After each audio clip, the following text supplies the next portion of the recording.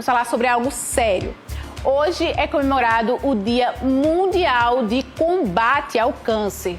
De acordo com uma pesquisa do Instituto Nacional do Câncer, o INCA, o Brasil deverá registrar quase 630 novos casos de câncer até 2020. Isso é preocupante, né? Para falar sobre esse assunto, 2022, perdão, só corrigindo. Para falar mais sobre esse assunto e sobre a importância, principalmente em um diagnóstico precoce, vamos conversar agora com a médica Mariana Oliveira, que está aqui no estúdio e vai conversar conosco principalmente sobre esse diagnóstico precoce, né, Mariana? Bom dia.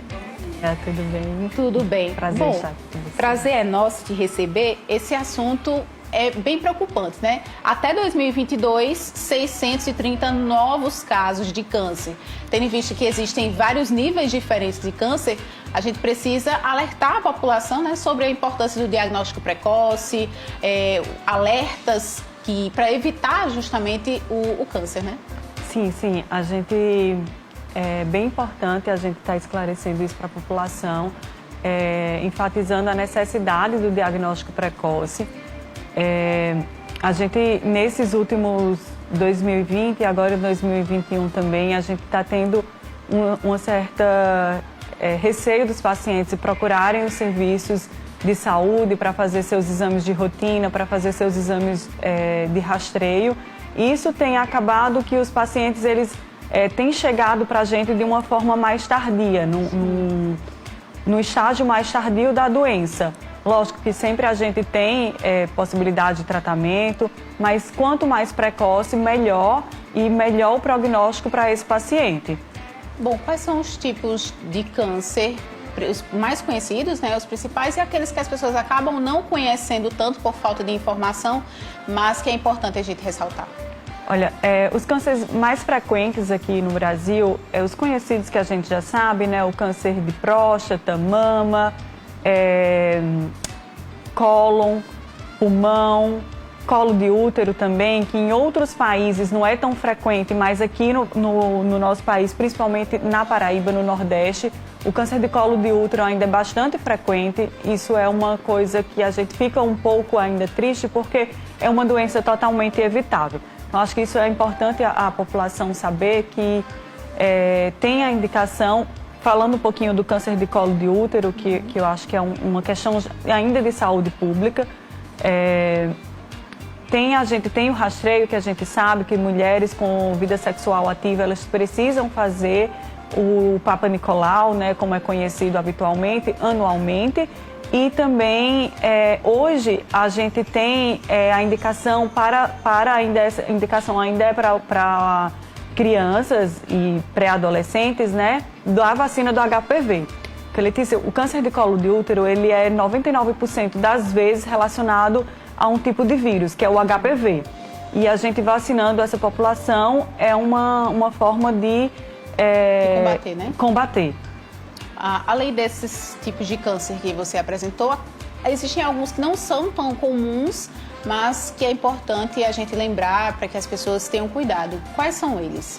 Olha, falando em não tão comuns, a gente tem os mais raros, que assim, em sistema nervoso central, que é glioblastoma, a gente vai ter o câncer de pele não melanoma, o melanoma, que é um outro tipo de câncer, tem sarcomas, então assim, a gente tem uma infinidade de subtipos, fora esses que a gente conhece com mais frequência. Bom, como evitar o câncer, de fato? Mas isso eu estou falando assim de forma ampla, mas a gente sabe que cada tipo de câncer tem uma prevenção. Por exemplo, o câncer de pulmão, se a pessoa não fumar, obviamente, ela vai ter uma chance muito maior em não adquirir o câncer, né? Mas de forma específica, assim, ou até mesmo geral, como é que a gente pode prevenir o câncer? Olha, o que eu vou falar agora parece meio clichê, que é o que a gente sempre enfatiza. Sim. A maioria dos médicos que você deve vir aqui deve sempre bater nessa tecla. Mas, assim, a questão de manter um estilo de vida saudável. Hoje em dia, a gente sabe que cerca de 30% dos cânceres, eles são evitáveis. E como é que a gente evita? Tendo uma vida saudável, praticando atividade física, alimentação saudável, evitando o tabagismo. Então, evitando a obesidade, isso são formas simples, relativamente simples, né? Porque na prática a gente sabe que é um pouco difícil, mas que são medidas eficazes contra o câncer, assim. E de forma, já partindo mais para a questão de tabagismo, então, assim, grande parte do câncer de pulmão, ele vai ser associado ao tabagismo, então evitar o tabaco também é uma forma bastante eficaz. As pessoas que têm o histórico de câncer na família, o que é que ela deve fazer para ver se ela futuramente, não sei, pode ser acometida ou evitar que ela seja, que tenha esse câncer de forma mais grave? Então, muito boa pergunta. Assim, hoje em dia nós temos podemos falar que é uma subespecialidade da oncologia, que é a oncogenética. Então, a gente avalia esses pacientes geneticamente. Então, cada vez que um paciente ele for diagnosticado com câncer, o seu oncologista, ele vai ver também, ele sempre vai fazer uma pergunta que é como é sua história familiar em relação ao câncer, entendeu? Como é que foram, se pai, mãe, irmão, se tem essa história, se é presente, se é forte. E até mesmo a história pessoal do paciente, quando o paciente ele foge um pouquinho daquela faixa etária, cada tipo de câncer a gente sabe mais ou menos quando é mais frequente, então quando o paciente foge muito disso aí, a gente sabe as indicações de fazer uma avaliação genética.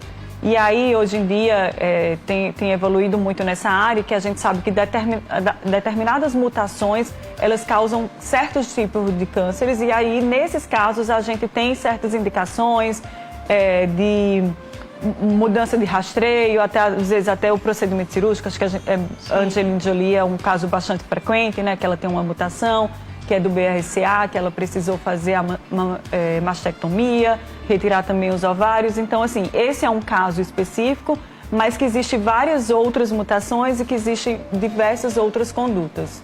Bom, o câncer, ele começa a dar sinais de existência na pessoa, ou existem aqueles que são assintomáticos, a pessoa não percebe e quando dá conta já está num estado bem avançado? Sim, infelizmente, não, assim, a gente não tem como. Muitas vezes o câncer ele é uma doença silenciosa por bastante tempo. É lógico que a gente sabe alguns sinais de alerta que quando surgem precisa investigar, mas ele pode ser assintomático por um certo período. Por isso se faz importante, quando indicado, os exames de rastreio, né, que é aqueles bem conhecidos que a gente sabe, pacientes maiores do que 50 anos, fazer mamografia, fazer colonoscopia, paciente acima de 50 anos, até 45, então, que é uma coisa ainda que a gente tem bastante dificuldade com os pacientes. Apesar de ser, assim, isso uma conduta consolidada no meio médico há bastante tempo, mas os pacientes ainda têm muito receio de fazer colonoscopia. Então, os pacientes acima de 40 anos, em alguns outros países, até menos, 45, tem baixado esse número, mas aqui no Brasil, acima de 50 anos, precisam fazer colonoscopia para rastreio de câncer de cólon. E sobre os perigos da automedicação? A gente sabe que qualquer pessoa, quando sente um probleminha, vai lá no famoso Pai Google e coloca lá pesquisando os sintomas. A maioria dos casos, às vezes aparece câncer, não sei de quê, câncer daquilo, a pessoa já se assusta e acaba tomando medidas desesperadas e se automedicando para poder tentar evitar ou se curar. Então, qual os problemas que essa automedicação pode trazer na vida da pessoa e até mesmo por ela não procurar um médico e sim outras alternativas como as redes sociais, como uma pesquisa na internet?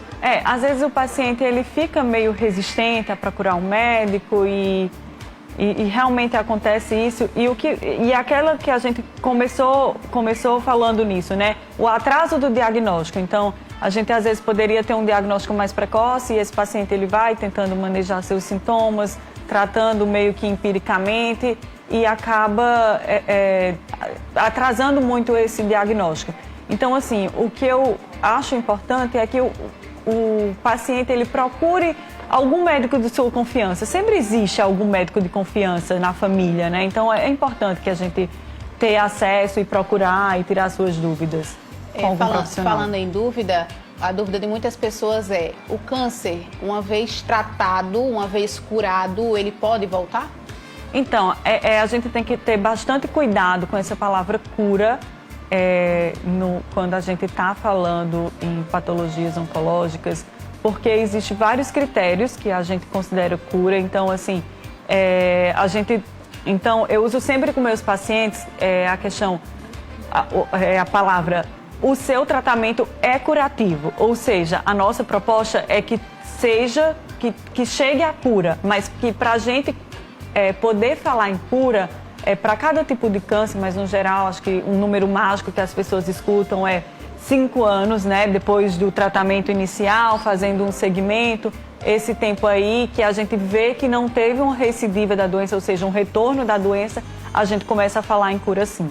Bom, eu quero agradecer a sua participação aqui no programa, muito obrigada, parabéns pelo seu trabalho, a gente sabe que não é fácil, né? Muitas pessoas morrem vítima de câncer, mas na mesma proporção a gente não pode falar só da morte, mas muitas pessoas conseguem, enfim, não vou usar a palavra cura, que você falou especificamente para não ter cura, mas vencer a batalha.